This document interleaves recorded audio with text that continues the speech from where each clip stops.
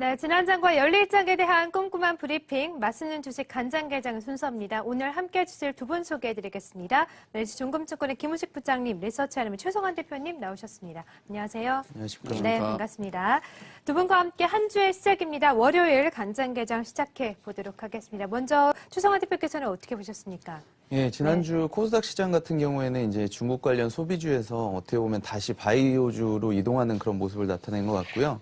셀트리온 제약이라든지 바이로메드 그리고 차바이오텍의 반등세가 좀 뚜렷했다 이렇게 말씀드릴 수 있겠습니다. 지난 금요일에 국내외적으로 좀 이슈들이 몇 가지 있었는데요. 국내 같은 경우에는 금요일 이제 삼성증권의 그 유령 주식 배당 사태로 혼란이 좀 야기된 그런 면들이 있었고, 이게 주말 내내 화제가 되면서 오늘 시장에서 어떻게 반응할지 좀 상당히 관전 포인트가 아닌가 생각이 듭니다. 그리고 지난주 금요일 같은 경우에 해외 시장에서 미국장 급락이 나타나면서 월요일 개장에 대한 우려가 지금 팽배해 있는 상황인데요. 미국과 중국 간의 그 무역 전쟁이 잊을만 하면 한 번씩 이렇게 터져 나오면서 오늘 우리 증시에도 약세가 불가피할 것으로 보여지고 있고요. 하지만 2주 전에도 금요일 날 그 급락이 나온 이후에 그 월요일부터 다시 급등세가 연출된 그런 학습 효과를 가지고 있기 때문에 오늘 장 초반 약세는 불가피하겠지만 후반으로 가면서 조금 낙폭을 축소시키지 않을까 이렇게 판단하고 있습니다. 네, 말씀해주신 것처럼 미중 간 무역 전쟁 잊을만 하면 다시 한 번씩 고개를 꼭 들고 시장에 큰 영향을 주게 되는 것 같습니다. 또 오늘 밤 열리는 미국 시장 어떻게 전개가 될지 주목을 해보지 않을 수가 없네요. 자, 두 분과 함께 간장을 한번 받고요. 이제 게장을 한번 보도록 하겠습니다. 자, 최성환 대표님은 게장 어떻게 보십니까? 일단 지난주 금요일에 삼성전자가 잠정치 실적 발표했는데 사상 최대치를 기록을 하지 않았습니까? 네. 향후 계속 이런 분위기가 이어질 수 있을까요? 어떻게 보세요? 일단 이렇게 어닝 시즌이 이제서부터 시작이 막 됐다고 보여지는데요. 어떻게 보면은 시장이 좀 어려운 상황에서 어떻게 실적이 상당히 이제 안전판 역할을 할 수 있는 그런 업종에 대한 관심들이 앞으로 높아질 것 같습니다. 일단 삼성전자 같은 경우에는 지난주 금요일 실적 발표를 통해 가지고 1분기 실적을 사상 최대 영업이익을 기록했다고 밝혔습니다. 반도체 호황 장기화와 그리고 함께 부진이라고 원래 우리가 예상했었던 갤럭시 S9이 상당히 좀 그 실적 부분에서 효과가 있었다라는 것이 증명이 됐고요. 매출 60조 원, 영업이익은 15조 6천억 원을 기록하면서 시장 컨센서스보다 1조 원 이상 영업이익이 상승하는 초과 달성하는 그런 수치를 나타냈습니다. 기존 사상 최대 실적이었었던 2017년도 15조 1천억 원보다도 5천억 원 정도 상승한 그런 수치고요. 2분기에도 이런 반도체 호황이 이어질 것으로 판단하기 때문에 실적이 꾸준하게 좋아질 것으로 보고 있습니다. 앞서서 말씀드린 것처럼 이렇게 시장이 어지러울수록 이 실적에 기대해야 된다고 하는 그런 부분들이 많이 있기 때문에 삼성전자와 관련된 그 업체들도 관심을 가져볼 필요가 있다고 생각하고요. LG전자도 마찬가지로 금요일 날 장이 끝난 다음에 실적 발표가 있었습니다. LG전자 같은 경우에도 실적 발표 이후에 실적 발표가 좀 긍정적으로 나타날 것으로 예상하면서 장중에도 한 4%대의 상승세를 나타내기도 했었는데요.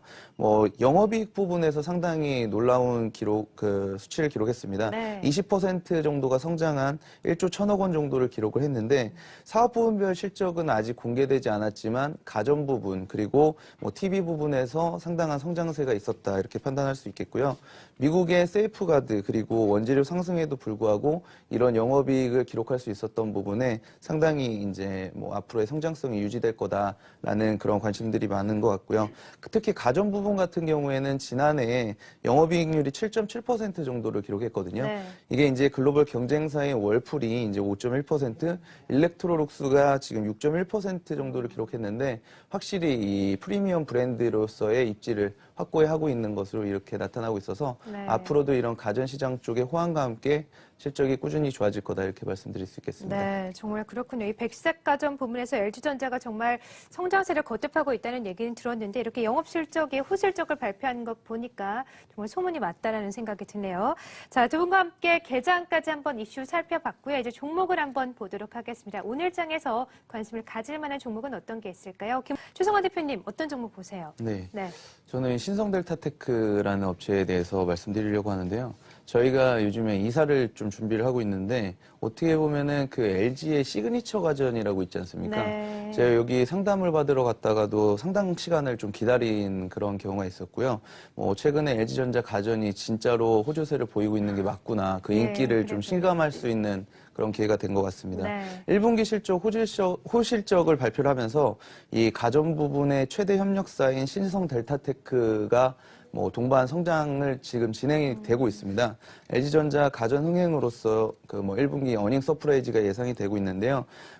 LG전자의 최대 협력사로 보시면 될 것 같고요. LG전자의 이 가전 협력사가 이 삼성이라고 불리는 세 가지 이제 성자가 다 들어가기 때문에 뭐 삼성이라는 협력사라고 거느리고 있다고 얘기를 예. 우리가 하는데요. 신성 델타테크 그리고 오성사 그리고 성철사 이렇게 세 개 업체가 협력사로 되어 있습니다. 그 중에서 신성 델타테크만 유일하게 상장이 되어 있는 업체라고 말씀드릴 수 있겠고요.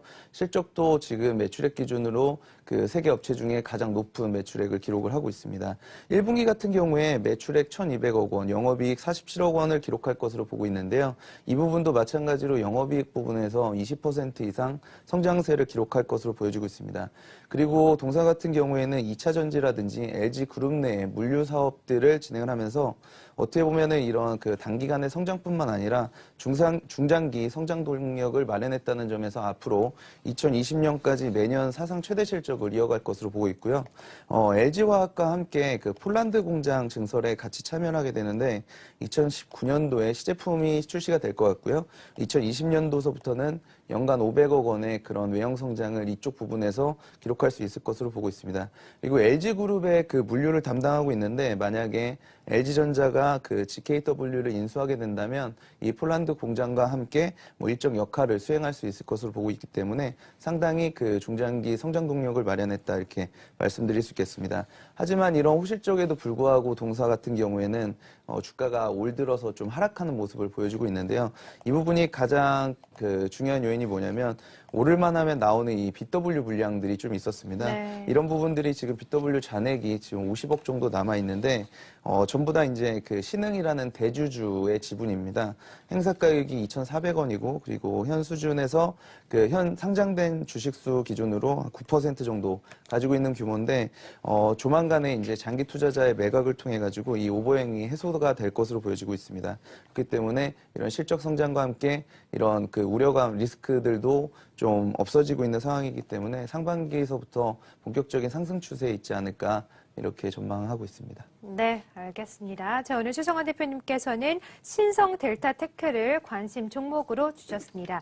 자, 이제 두 분의 오늘장 마표현과 또 오늘장 전략을 함께 들어보도록 하죠. 김은숙 부장님, 한 주의 시작입니다. 이번 주는 어떻게 전략을 짜면 좋을까요? 예, 네. 지겨운 맛으로 하겠는데요. 지겨운 맛으로. 예, 반복적이라는 거죠. 실적 시즌 되면은 밥 같은 맛인가요? 예, 매일 반복이 되거든요. 네. 일일비한장이 되고 또 무역 전쟁도 좀 지겹지 않습니까? 뭐 하루는 올랐다 하루 빠졌다는 얘기 나오는데 이런 장을 생각하면 지수는 좀 지겨울 것 같고요. 대신에 이제 그 안에 좀 짜릿한 맛을 좀 보기 위해서는 뭔가 모멘텀 있는 쪽을 봐야 되는데 수급적으로는 아까 말씀드렸던 코스닥 벤처펀드 같은 그런 수급이 들어올 수 있는 기업 그리고 펀드멘탈로 본다 그러면 지금 턴어라운드 하는 게 뭐가 있습니까? 중국밖에 없잖아요. 네. 당장 10일 보아오 시진핑 기조 연설이 있는데 여기서 분명히 자유무역 얘기할 겁니다.